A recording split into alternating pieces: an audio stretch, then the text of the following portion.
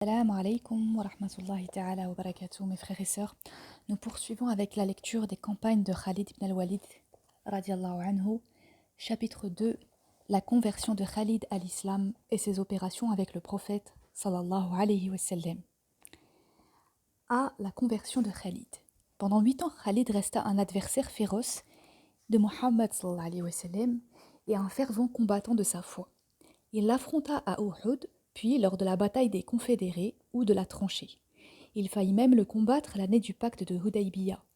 Tandis que le prophète, sallallahu alayhi wa sallam, et 1500 de ses partisans marchaient vers la Mecque pour y accomplir le petit pèlerinage, ils s'arrêtèrent en rase campagne pour la prière de midi, au su et au vu de Khalid et de ses hommes.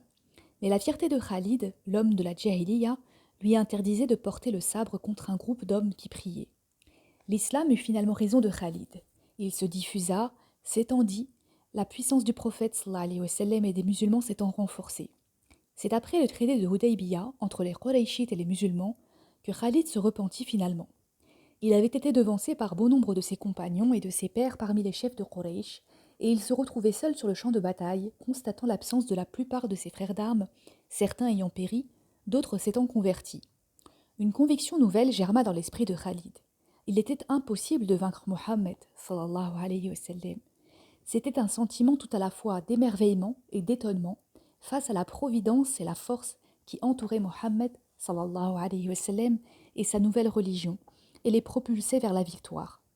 Partant de cet émerveillement et de cet étonnement, la foi s'infiltra progressivement dans le cœur de Khalid.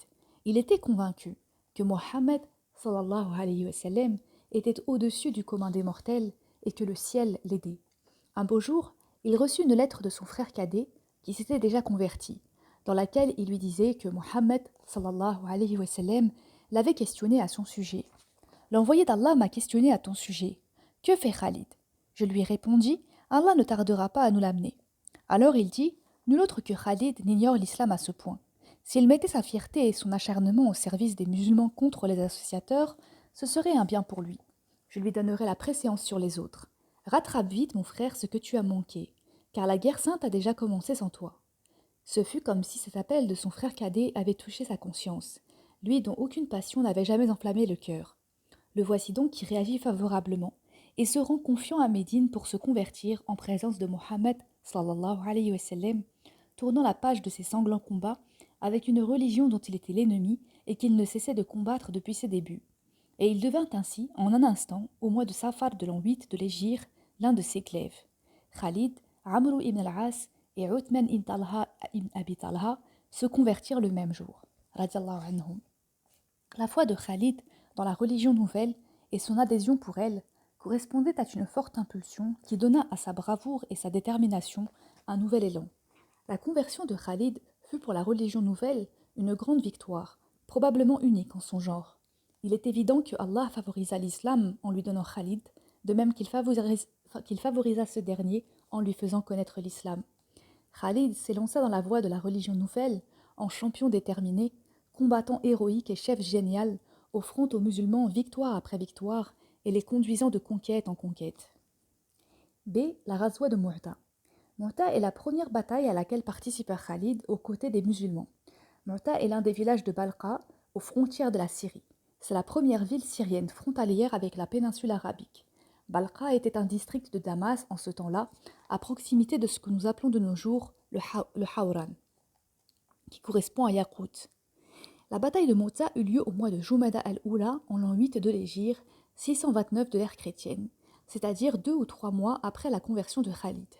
Elle opposa Héraclius, le roi des Byzantins, aux musulmans. 1. Les causes et les objectifs.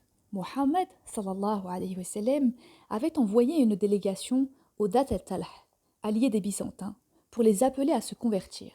Ces derniers tuèrent tous les membres de la délégation, qui étaient au nombre de 15, sauf un qui eut la vie sauve en s'enfuyant. Il dépêcha également un messager, Harith ibn Umayr al-Azdi, à Héraclius pour l'appeler à l'islam. Amr ibn Shurahbil al-Ghassani, il était aussi l'allié des Byzantins, le tua en chemin. Confronté à ce défi manifeste, le prophète, sallallahu alayhi wa sallam, décida tout naturellement de monter une expédition punitive pour préserver l'amour-propre des musulmans et maintenir leur prestige. L'expédition de Mouta ne visait donc pas à chasser les Byzantins, bien plus forts, mais à faire recouvrer aux musulmans la considération qu'ils avaient perdue après ces deux agressions et à dissuader les alliés des Byzantins de s'en prendre aux envoyés des armées. 2. La préparation de l'armée musulmane. Le prophète, sallallahu alayhi wa sallam, monta une armée forte de 3000 hommes, qu'il plaça sous le commandement de Zayd ibn Haritha. S'il est touché, Ja'far ibn Abi Talib prendra le commandement. Et si Ja'far est tué, alors Abdallah ibn Rawaha prendra le commandement. La mission de cette armée consistait à se rendre à l'endroit où Harith ibn Umayr, l'envoyé du prophète sallallahu alayhi wa sallam, avait été tué, pour appeler Héraclius et les agresseurs à se convertir et les combattre au cas où ils refuseraient. 3. La marche à l'ennemi. L'armée du prophète sallallahu alayhi wa sallam se mit en marche et fit halte à Ma'an pendant 2 nuits. Héraclius avait établi son camp à Mohab, sur les terres de Balqa, avec 100 000 Byzantins et 100 000 autres hommes de tribus arabisées, Lahm, Judam, Qaïn, Bahra et Bala. Il était prêt à combattre. Ibn al-Athir affirme qu'Héraclius, lorsqu'il apprit que les musulmans s'étaient mis en marche, leva son armée et partit à leur rencontre. Aqad pense que la sortie d'Héraclius avait un tout autre motif, et qu'il est fort probable qu'il accomplissait avec sa troupe un pèlerinage de grâce promis à Dieu en cas de victoire sur les Perses et s'ils leur reprenaient la croix de la grande église qu'ils avaient emportée le jour où ils avaient investi Jérusalem. Il s'écarte de la première opinion en arguant du fait que c'est impensable, vu les difficultés bien connues que l'on rencontre pour lever une armée et la conduire aussi rapidement, et compte tenu du volume apparemment considérable de cette troupe par rapport aux forces musulmanes qu'il se serait préparé à rencontrer. Nous pensons que Aqad a raison, car Héraclius ne disposait pas des délais suffisants pour lever aussi rapidement une telle armée, outre le fait qu'il n'avait nul besoin d'effectifs de cet ordre pour combattre 3000 musulmans. Quoi qu'il en soit, Héraclius eut connaissance de la mise en route des musulmans et se prépara à les affronter. Les musulmans apprirent également qu'Héraclius s'était mis en marche avec une armée considérable comparativement à la leur. Ils passèrent alors 2 nuits à Ma'an à se concentrer à ce sujet et à échanger des avis. Certains jugeaient qu'il fallait envoyer un messager au prophète, sallallahu alayhi wa sallam, pour lui rendre compte des effectifs des Byzantins. Peut-être leur enverrait-il du renfort. D'autres disaient: allons-y, combien de troupes modestes ont vaincu des troupes bien supérieures en nombre avec l'aide d'Allah? Les musulmans optèrent finalement pour le combat et quittèrent Mahan après 2 nuits, comme nous l'avons dit, pour aller à la rencontre de l'armée d'Héraclius, à proximité de l'un des villages de Balqa que l'on appelle Masharif. C'est à Mouta que les deux armées s'affrontèrent. 4. Articulation des forces. Elle peut être décrite comme suit. Les musulmans. Le centre sous le commandement de Zayd ibn Haritha, commandant de l'armée, l'aile droite sous le commandement de Qutba ibn Qatada al-Hudri, l'aile gauche sous le commandement de Utba ibn Malik al-Ansari. Les Byzantins. Ils étaient également articulés en un centre, une aile droite et une aile gauche. 5. La bataille. Il était clair, avant le début des hostilités, que l'équilibre des forces entre les deux armées était fort inégal, et que les musulmans s'engageaient dans une bataille où ils n'avaient aucun espoir de remporter la victoire. Cependant, ils n'avaient pas le choix, car s'ils battaient en retraite, les Byzantins et leurs alliés, les Rassanides, les mépriseraient.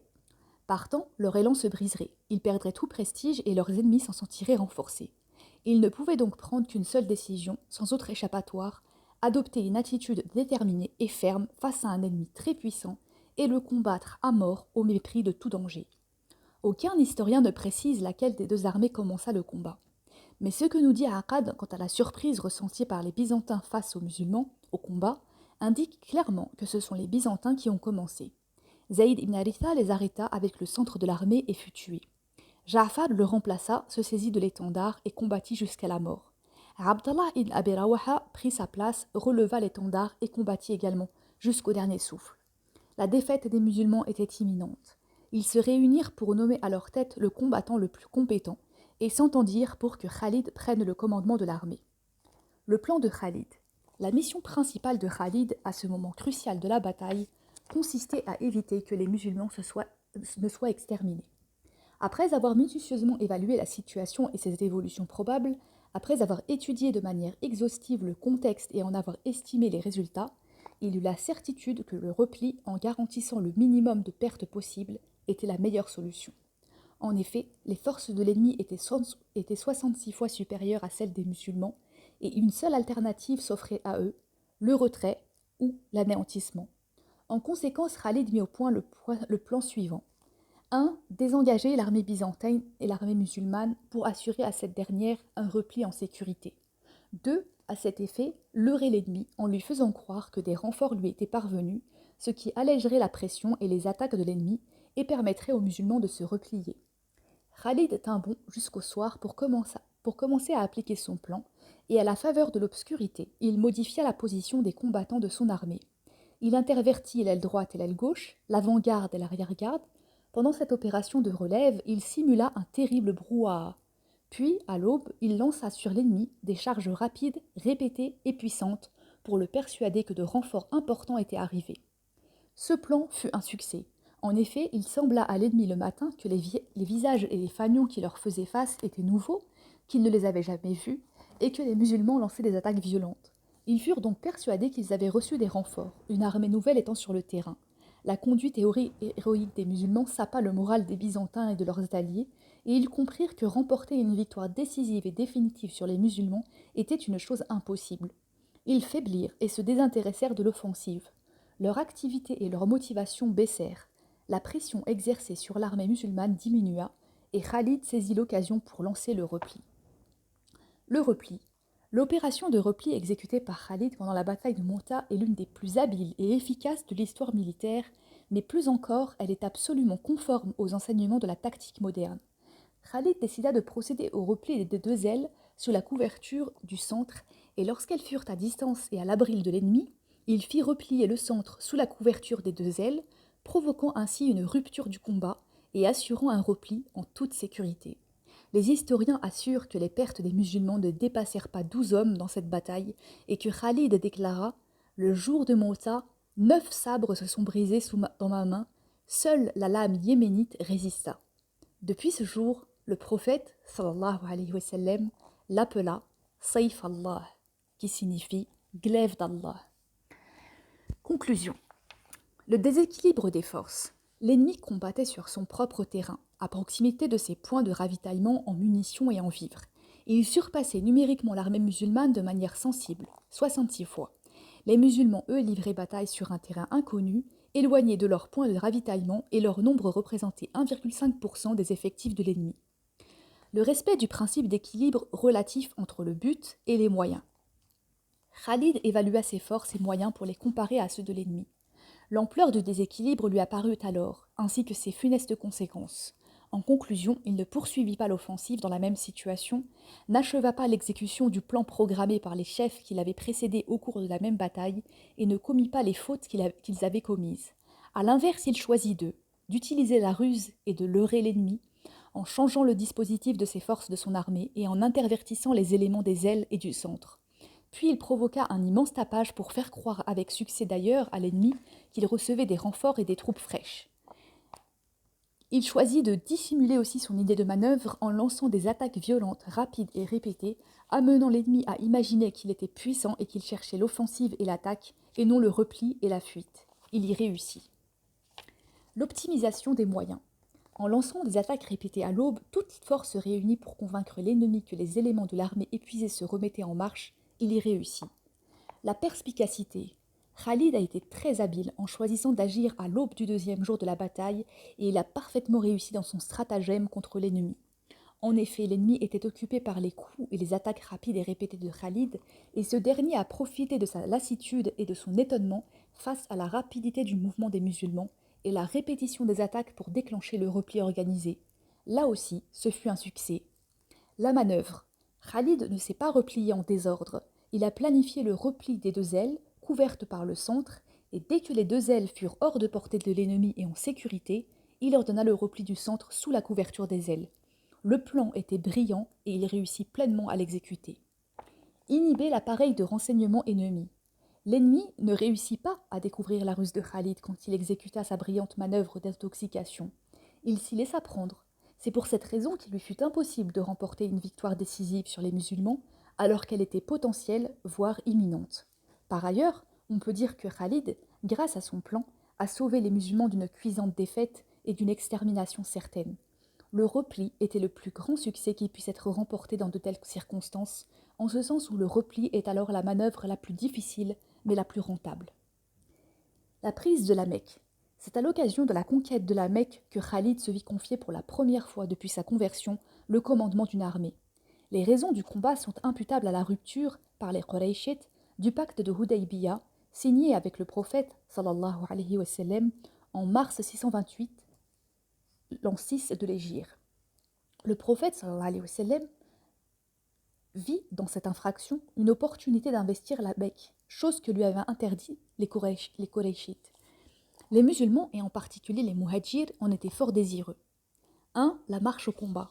Le prophète sallallahu alayhi wa sallam se mit en route pour combattre les Qurayshites dans leur fief le 10 du mois de Ramadan de l'an 8 de l'Hégire, janvier 630. La prise de la Mecque eut lieu le 20 du mois de Ramadan de la même année, soit le 10 janvier. Il était accompagné d'une armée de 10 000 hommes, 400 Banu Rifar, 1000 Mouzaïna, 700 Banu Sulaïm, certains disent 1000, 1400 Jouhaïna.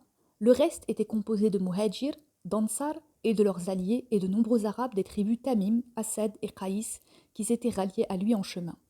Haïkel écrit à propos de cette armée que, lorsqu'ils plantaient leurs tentes, elle recouvrait les sables du désert dont on ne voyait presque plus rien. Il ajoute plus loin, comme ils se déplaçaient, des milliers d'hommes grossissaient leur rang et tout au long de leur progression, ils étaient rejoints par d'autres tribus, ce qui augmenta leur nombre, les rendant encore plus invulnérables. Puis il conclut, l'armée arriva Mour à Zahran et avait atteint les 10 000 hommes. 2. Articulation de l'armée. Pour prendre la Mecque, le prophète sallallahu alayhi wa sallam articula son armée en 4 divisions. Première division, elle forme l'aile droite, placée sous le commandement de Zubayr ibn al-Awwam. Elle devait entrer à la Mecque par le nord, à Kouda. Deuxième division, elle forme l'aile gauche, commandée par Khalid ibn al-Walid. Elle devait entrer à la Mecque par sa partie inférieure, Al-Lit. Troisième division, elle est composée des Ansar, commandés par Sa'ad ibn Ubaida. Elle devait pénétrer à la Mecque par l'ouest à Kada. Quatrième division, elle est composée de Muhajir et commandée par Abu Ubaida ibn al-Jarrah. Elle devait entrer à la Mecque par sa partie supérieure. Le prophète, sallallahu alayhi wa sallam, était avec la dernière division. Les ordres que le prophète sallallahu alayhi wa sallam donna à cette division étaient de ne combattre et répandre le sang que si l'on y était contraint et forcé. Les premières, troisième et quatrième divisions entrèrent à la Mecque sans livrer de combat. Quant à Khalid, il rencontra une forte résistance. Le prophète, sallallahu alayhi wa sallam, l'avait choisi pour l'itinéraire où il était fort probable que Quraysh porte son effort principal. Khalid rencontra en chemin Ikrima ibn Abi Jahl, Safwan ibn Ubayya et Suhayl ibn Amro. Ils avaient regroupé à Al-Khandama, en bas de la Mecque, un grand nombre d'hommes. Des Banu Bakr, Banu al-Harth ibn al-Manet, très courageux et vouant une rancune tenace à Mohammed sallallahu alayhi wa sallam et sa mission. Ils représentaient le groupe qui avait contribué à la rupture du traité de Hudaybiya et s'était opposé à l'entrée, sans combat, du prophète sallallahu alayhi wa sallam à la Mecque. Abu Sufyan ibn Harb, chef des Qurayshites, un groupe de Banu Hashim, représentant de Abbas ibn Abd al-Muttalib, l'oncle du prophète sallallahu alayhi wa sallam, et Abdallah ibn Abi Umayya ibn al-Mughira, son cousin, sortirent de la Mecque à la rencontre du prophète sallallahu alayhi wa sallam, quand ils furent informés du mouvement des forces qui l'accompagnaient pour les combattre. Ils se convertirent en présence du prophète sallallahu alayhi wa sallam et demandèrent la sécurité pour leurs âmes, leurs familles et leurs maisons. Ils obtinrent ce qu'ils voulaient. Abu Sufyan ibn Harb revint ensuite à la Mecque pour prévenir la population de l'engagement qu'avait accepté de prendre le prophète sallallahu alayhi wa sallam par devant lui quant à leur sécurité. Il leur dit « Ô Qurayshites, Mohammed vient avec ce que vous ne pouvez pas supporter. Celui qui entrera chez moi sera en sécurité, celui qui entrera dans le temple sera en sécurité, celui qui verrouillera sa porte sera en sécurité. Ô Qurayshites, convertissez-vous à l'islam et vous serez saufs. » 3. L'entrée à la Mecque. Dès que la division de Khalid déboucha aux abords de la Mecque, elle reçut une pluie de flèches de la part des Qurayshites.